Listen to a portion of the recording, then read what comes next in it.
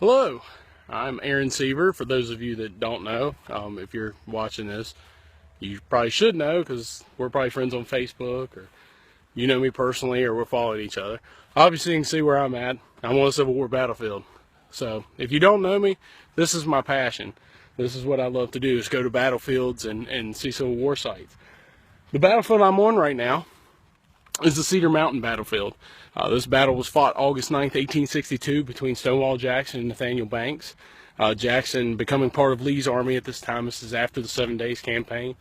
And Banks becoming part of John Pope's army of Virginia. Pope comes in and kind of a butthole about things. He's telling everybody he's going to do this. He's really braggadocious. I'm going to do this. I'm going to do that. I'm going to teach you boys how to fight like those Western soldiers did. And he really doesn't. He doesn't, follow through with that. Banks, who is not your best general in the world, he's not absolutely horrible for the Union Army. Honestly, he's better than some of the ones they had. Banks is going to come up. He's a political commander, but he's going to come up and he's going to fight Stonewall Jackson here. Jackson has fought Banks many times. They fought in the valley quite a bit. What ends up happening in the valley is Jackson pretty much kicks Banks' butt all over the valley, up through Winchester and things like that. Here it's not so easy. Banks really does put up a pretty good fight. His army is going to be placed just opposite of the cannons here. His artillery is actually going to be sitting about where that farm is. The Union Army is going to be down over here. Confederate Army, their position back along here, actually goes all the way to the foot of that ridge there. But all the way up through here. And, this is going to be a pretty good little battle.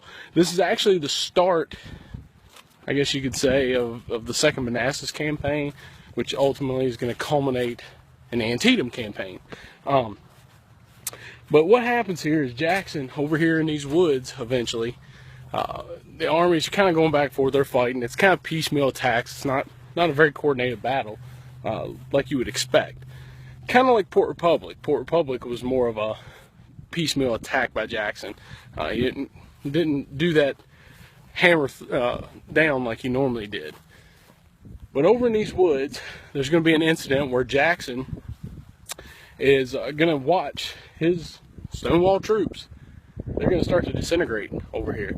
They're going to start to break down and, retreat. Jackson, seeing this, he's not going to be happy. But knowing that his troops need some sort of encouragement, something to get them back into the fight, he's going to go to grab his sword out of his scabbard and charge into the melee. The problem with that is Stonewall probably hasn't pulled that sword out since VMI. Nothing against him. Stonewall's a good general, but how many commanding generals really pull their sword out and charge into the melee? It doesn't happen very often. With Stonewall, when he does that, he realizes the sword's not going to come out. He's going to grab the scabbard with the sword in it. It's rusted. He's going to raise it above his head. He's actually going to reach over and he's going to grab the colors from a color bearer. So he's got the battle flag and his sword above his head, and he's going to charge into this melee, which right here about this wood line. He's going to stop. He's going to get his troops reformed there. He's going to tell them, stand and fight. He wants them to hold fast. One of the famous things that he's going to say over here, which is one of my favorite things, was Jackson, because Jackson's kind of, you read about, he was very secretive. He was this, he was that. But the man cared about his troops, and we know that because one of the things he says here, and he knows his troops care about him, is Jackson is with you. So that tells me he knows that's going to be a word of encouragement to his troops. They're going to hold fast. They're going to kind of back the Union Army off.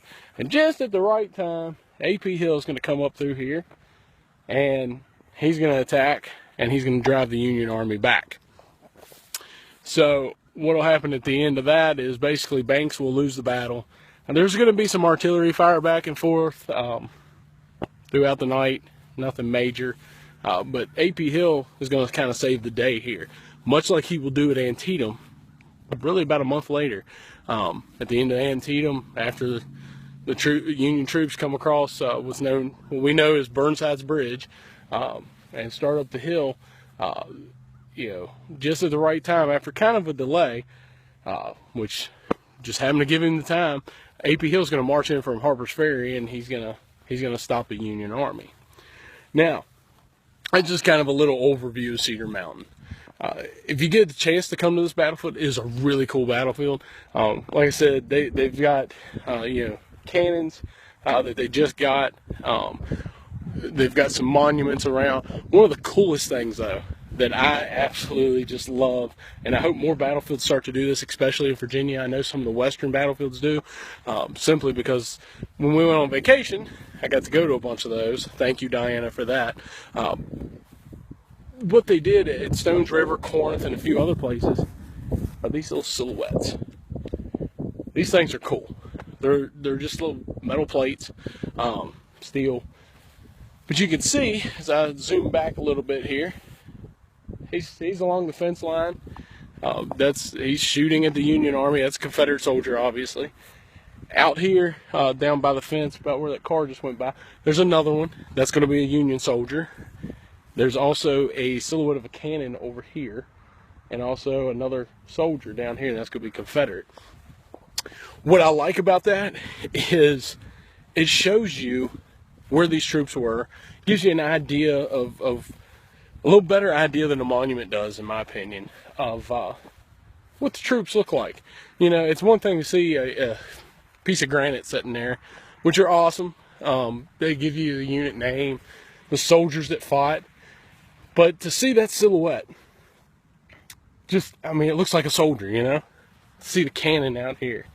Now, obviously, straight on, they're extremely hard to see, but when you look at it, you know, and you can just imagine, wow, there's, you know, this is where they were. I'm right where they are. I hope more battlefields will do that. Cedar Mountain has really done a great job with this battlefield. Like I said, they've got some monuments back that way. A couple Union monuments. There's actually a Confederate grave back there as well.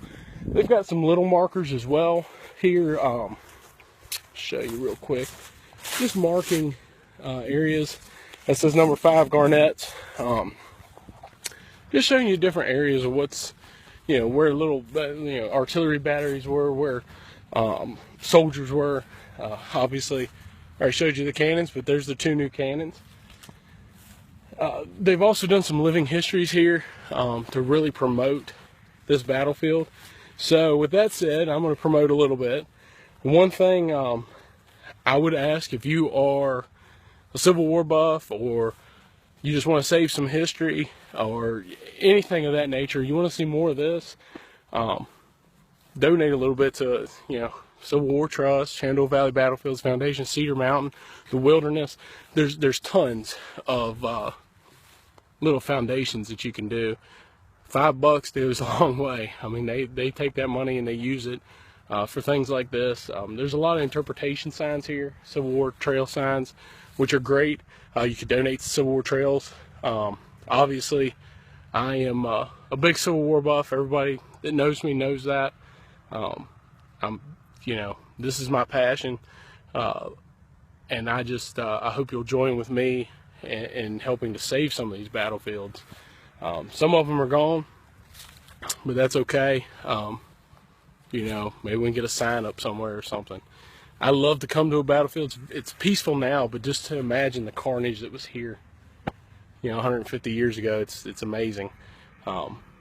This ground right here wasn't as peaceful looking. There's no car. There weren't any cars going up the road. 150 years ago, there were bodies out here. Just amazing.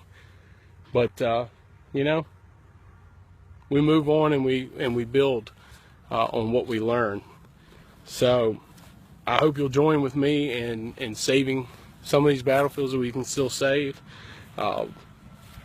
Get with your local Civil War people. Most of you that follow me on Facebook, on my Civil War Facebook, are Civil War buffs like me, so you already know. One other thing that I will point out, Cedar Mountain and Brandy Station. there's a petition for them to become a battlefield park. If you can, go and sign that petition. I think it'd be a great thing. It would help the Civil War Trust and the Brandy Station Foundation and the Cedar Mountain Foundation to be able to get funds and things like that to keep this battlefield maintained. I am absolutely impressed with how they've done this battlefield. It's really good. It reminds me a lot of what's being done in the Shenandoah Valley with the Shenandoah Valley Battlefields Foundation. Kevin Walker, Dan Reinhardt, and all the guys and gals there are doing a great job with 3rd Winchester, Fisher's Hill, and doing interpretation and things. Cedar Creek, they're just doing a ton there. And I know those guys. I know for a fact that Kevin has been out here and helped participate in Living Histories. Mike Scheibe as well. These are guys and gals that are really into this, and they're trying to save these battlefields. So if you can help them out a little bit, I'm trying to do my part. I don't donate a whole lot of money because, well, I don't really have a whole lot of money, but I do like to do pictures and things. Even if it's something like that, send them some pictures. Get this stuff out here so that people can see it. There's a lot of people that can't make it to battlefields, unfortunately, that are huge Civil War buffs. So if you can take a couple pictures and they're good, send them in. You never know, you might get put in a magazine or something. But thank you for your time, and thank you for letting me plug Saving Civil War Battlefields. And again, this is Cedar Mountain. It's a really cool battlefield, and I'm Aaron Seaver, and I just hope you'll join with me in saving this stuff. It's really important. So, let's not forget who we are.